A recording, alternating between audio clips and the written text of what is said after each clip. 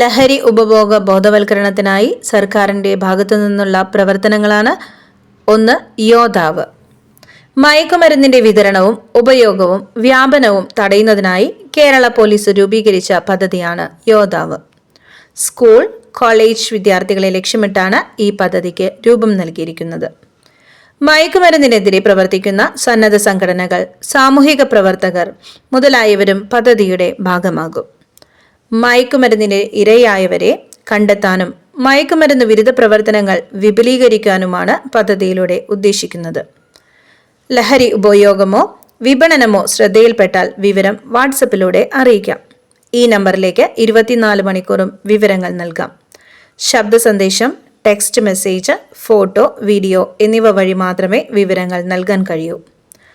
യോദ്ധാവുമായി നിങ്ങൾക്കും ബന്ധപ്പെടാം. 9995966666.